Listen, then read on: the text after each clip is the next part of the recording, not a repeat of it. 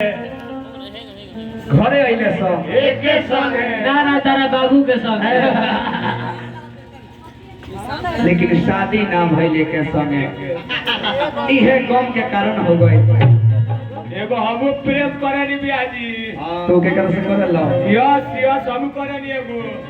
तू के कर लो हम करनी सीएटी कट बिल्ली से तार प्यार बिलियर से पारिये से बदले बा अरे दूध पिया रास्ते वर्कर सिस्टम ना मिली। ए बबुआ हो हां अरे महाराज लड़की का लड़की हम तरह के करना चाहिए तरह के चाहते चाहते हम बर्बाद हो गई। अरे माइक दो कितना तारे का हम करे दे दो कितना तारे का हम करेनी कितना प्यार तरह से करेले हम करेनी औरत पर ये खाली हो बताओ तो हमरा के काहे हमरा दिल तोड़ देलू हां काहे हमरा के साथ छोड़ के हमरा से जाता है। बोल चुनरिया चला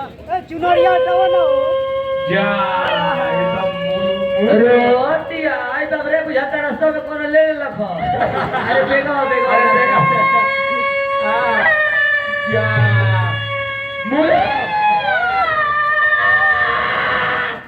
मुद्रा तेरी के बड़ी मेरे उतरी दे मुद्रा कौन का रो दे बोल चुप हो जा You are चुप रहो काहे रो तारो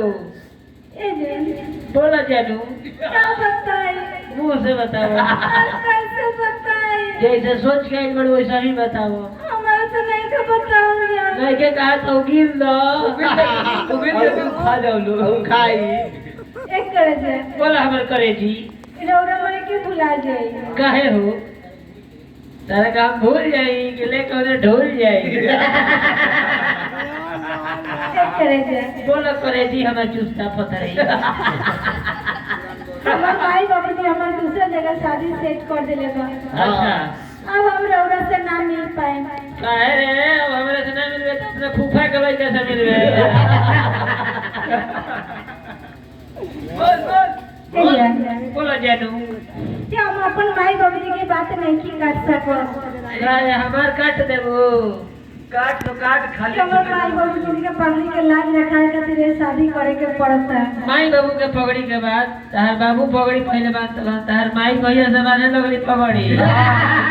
चूड़ी बेचत ना ना जइया सही कर बाबू बोले तो ये ए जान बोला हमारी मजबूरी बा तो इधर दिया जी के हमरा जरूरी बा बात कहिल तनी पीठ बोला एक करे जे बोला करे जी बात पर उनको बेनूर कर देता है आए बात पर उनको बेनूर कर देता है ओ छोटे से जख्मों को नसूर कर देता है।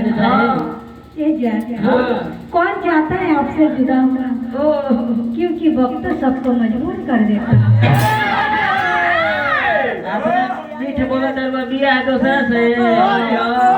कौने कहे रुपया समझ हनी पाई निकल गए कौने के रुपया समझ हनी पाई निकल गई आ कौने के कुआर जान के प्रेम मोहब्बत कोनी तो 9 लड़का के माई निकल गई बात बनाओ तारू तू बताओ तारू दिल हमार तोड़ के बात बनाओ तारू बेवफा लड़की पागल कर देलू तू हमरा के तरह के कितना हम चाहनी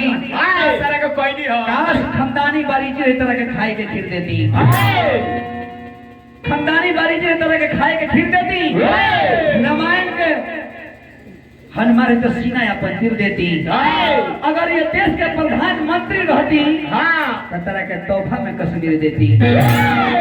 प्यार एक तरफ से होता है तो सजा देता है प्यार दोनों तरफ से होता है तो मजा देता है बेवफाई किसने तो उनसे शिकायत कैसी जब नाज होता है जब खुदा उसे हुस्न देता है। जा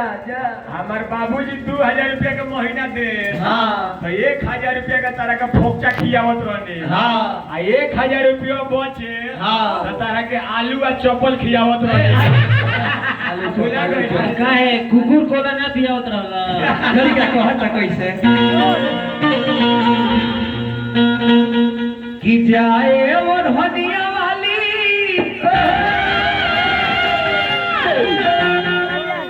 दर मोर जवान ये गाना हमरा YouTube विजय रसिया ऑफिशियल में गीत बा ये गाना हमारे यूट्यूब पर बा।